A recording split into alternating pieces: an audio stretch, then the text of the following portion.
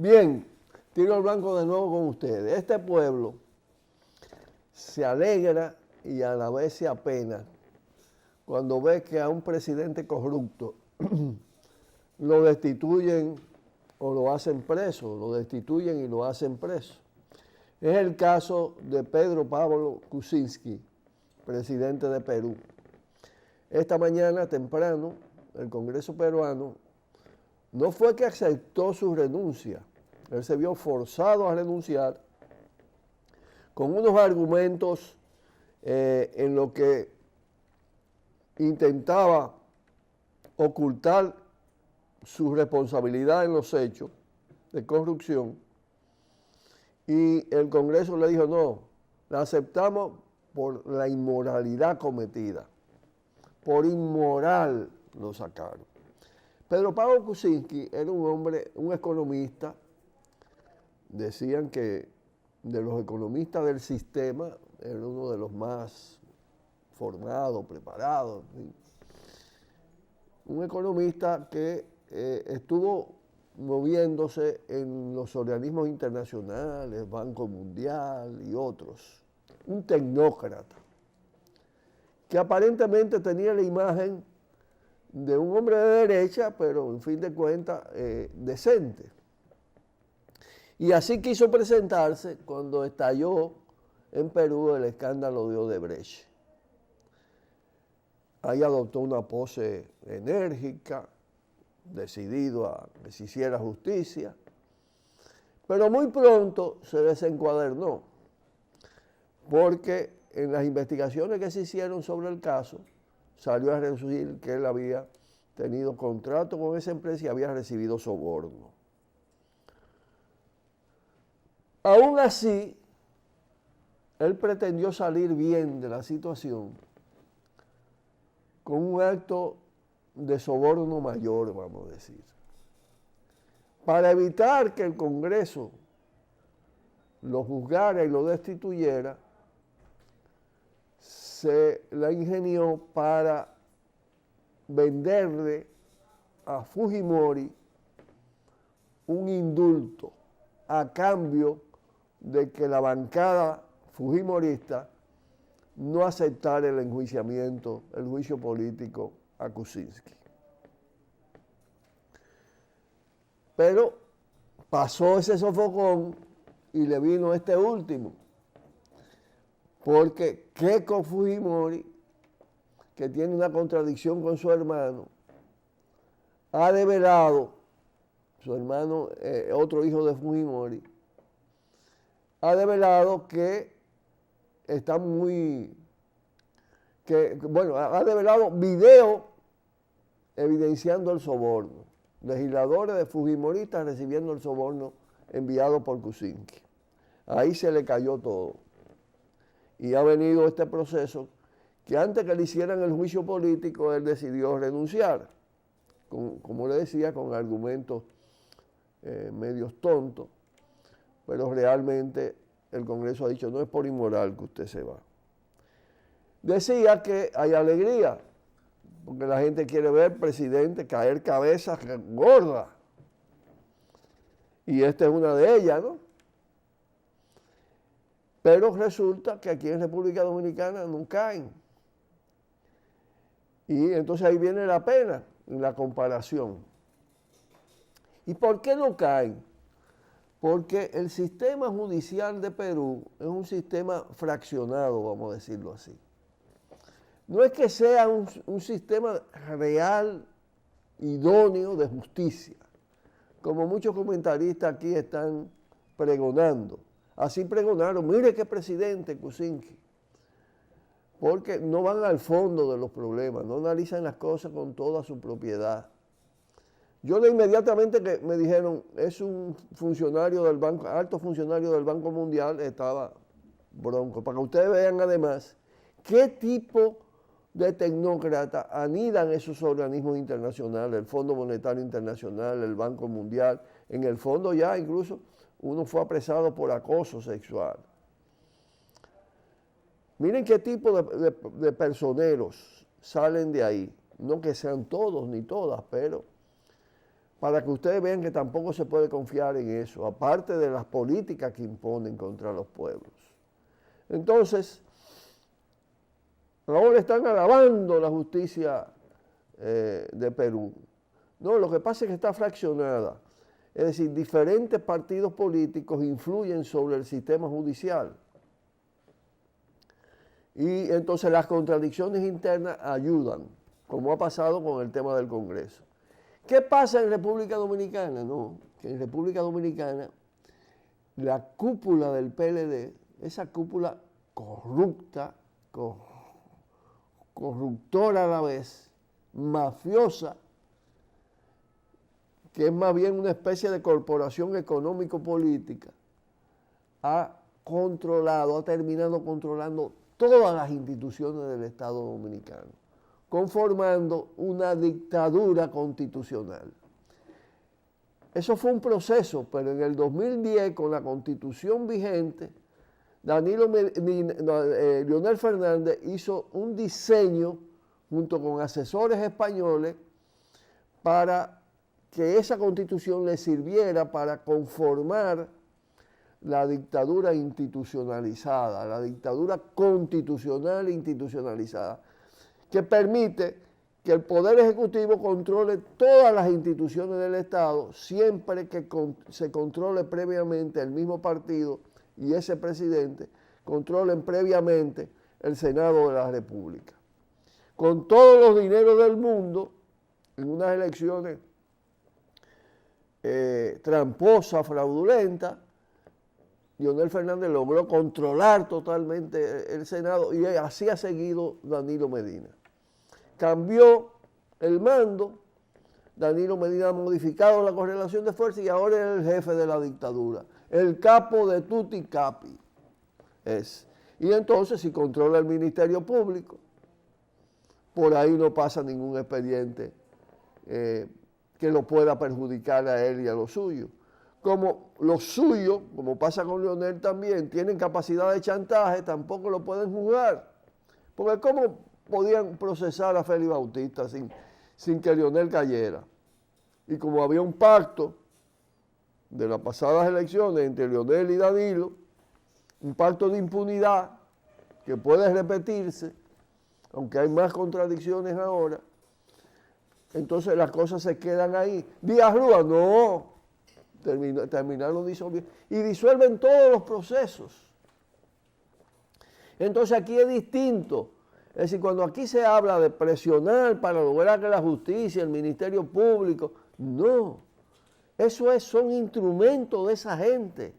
Eso hay que romperlo con mucha fuerza de calle, con muchas movilizaciones multitudinarias. Son insuficientes las que se han hecho. Eso hay que derrumbarlo.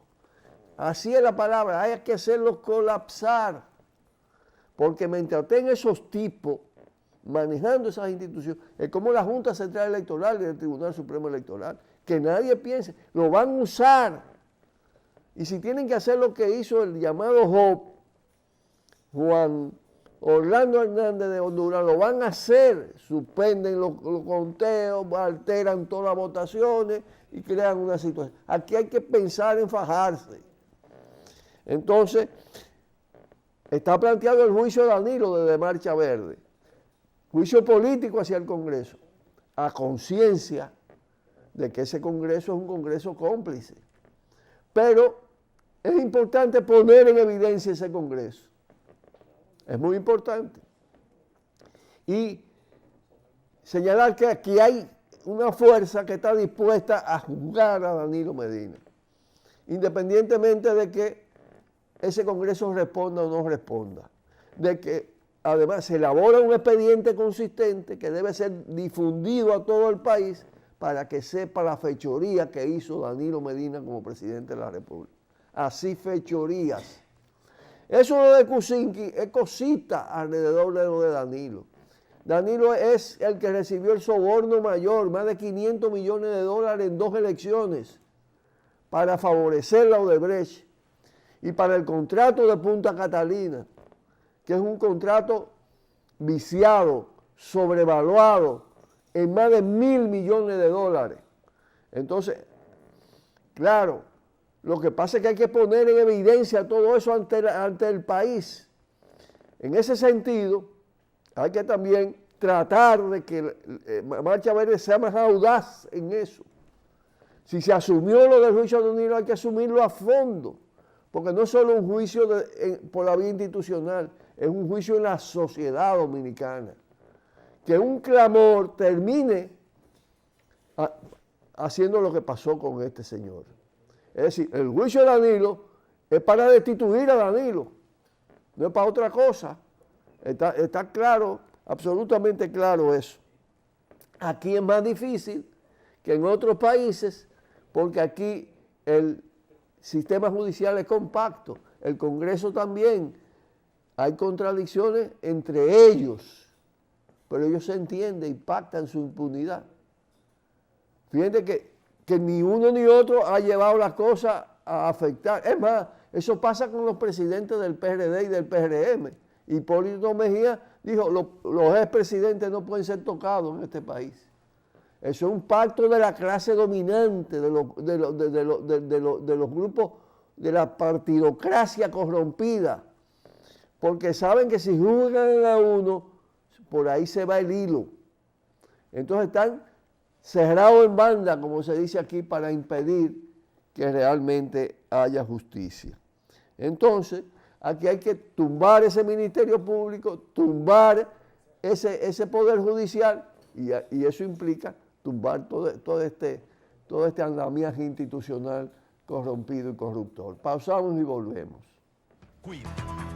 Bien, hoy se le ha dado mucha difusión a una información que dice que el Comité Internacional, el Comité Interamericano de los Derechos Humanos, que responde a la OEA,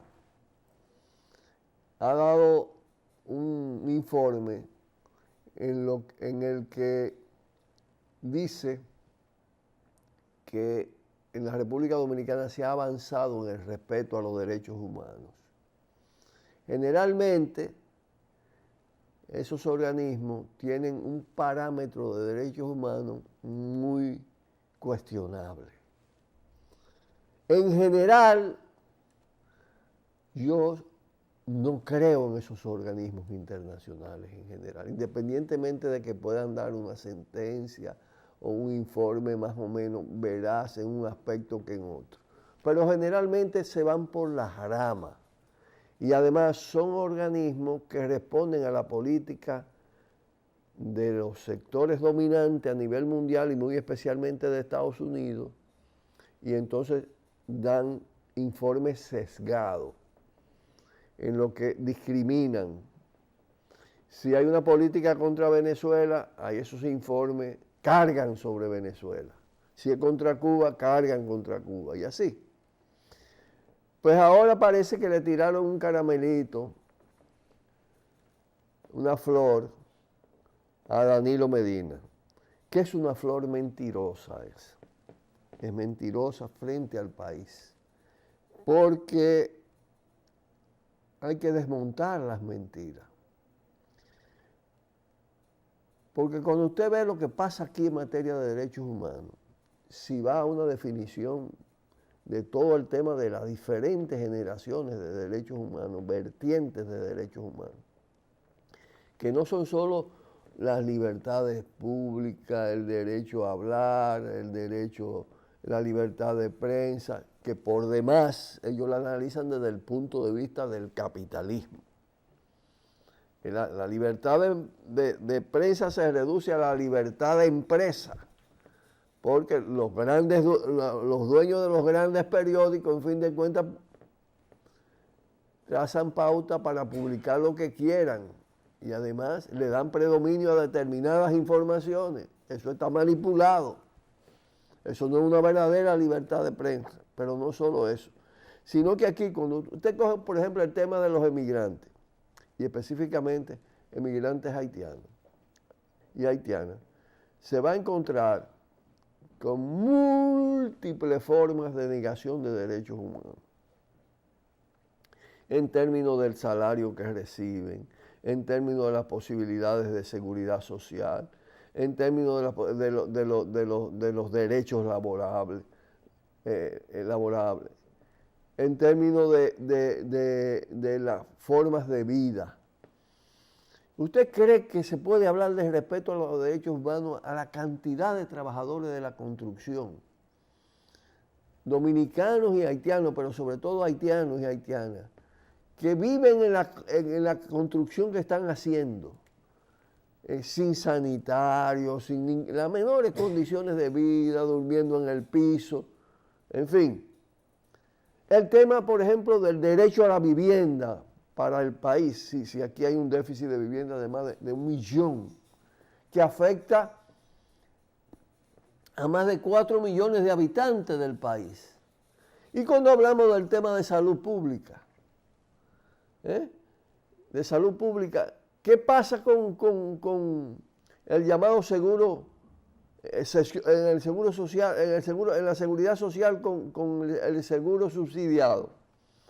¿Para qué da incluso el contributivo? 8.000 pesos de medicamentos al año, cuando el derecho a la salud debe ser un derecho gratuito. El tema del acceso a los medicamentos, las condiciones sanitarias en que vive la gente en los barrios populares, el desempleo. El empleo es un derecho humano. El derecho a trabajar con una buena remuneración es un derecho humano. Y eso se viola aquí en enormes cantidades. En términos de los niños y niñas, hay que ver, ¿usted cree que se está respetando el derecho de los niños y de las niñas que viven en la calle? Aquí se calculó en un momento determinado, han dejado de salir cifras sobre eso. En la ciudad de Santo Domingo, en la capital, 75.000 niños viviendo en la calle. Niños y niñas trabajando en la calle, en las haciendas, en todas partes. Está prohibido internacionalmente el trabajo de menores. Aquí se sigue haciendo eso. Pero además, la discriminación, lo que se hace con la mujer dominicana, el acoso permanente, que lo hacen las instituciones públicas, la policía, los mecanismos de represión. Cantidad de demandas judiciales por violación, por acoso, por violencia contra la mujer, que son realmente no asumidas por el sistema judicial. A nivel del Ministerio Público las rechazan. Cantidad de querellas presentadas a la policía que las rechazan. El tema de los jóvenes, de los que no trabajan ni estudian. Y además, el llamado trabajo de aprendiz, el mismo trabajo con menos salario. Todo eso son violaciones. Todo eso son violaciones a los derechos humanos. Y además aquí se tortura. Aquí se mata en la calle. Sin que exista la pena de muerte. La policía mata, tortura, abusa. ¿Cómo va a venir un organismo internacional a decir que aquí se está avanzando en materia de derechos humanos? Bueno, pero no tenemos hoy ya que despedir viernes. Vamos a la pausa, vamos a la pausa, ¿verdad? Pausamos y volvemos con ustedes. Bueno, entramos casi ya a Semana Santa. El domingo es Domingo de Ramos. Inmediatamente salimos de Semana Santa, vamos al mes de abril, el mes del antiimperialismo, el mes de la democracia profunda, el mes del poder popular, es decir, el mes del 24, 28 de abril, el mes además de la guerra patria contra el invasor extranjero. Es un mes muy especial, que aparte de lo que fue la gesta de abril del 65, en ese mes se significó justamente 23, 24 y 25, 23 y 24 sobre todo, aquel levantamiento popular, una especie de insurrección sin armas que Juan Bosch calificó de poblada, cuando se comenzaron a aplicar las políticas del Fondo Monetario Internacional en 1984. Entonces hay dos grandes momentos de lucha en ese mes de abril y tenemos que prepararnos para su conmemoración. El 24 es un día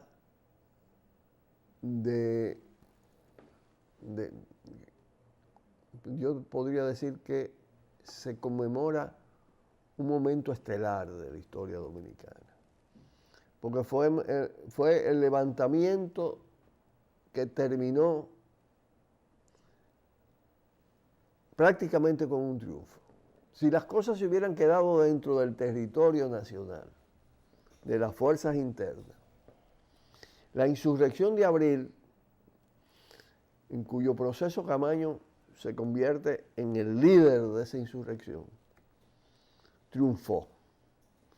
Ganó la mayoría de las Fuerzas Armadas, desarticuló el viejo ejército, estableció los comandos en toda la capital y desplomó el gobierno anterior, se instaló el gobierno constitucionalista con la Constitución del 63.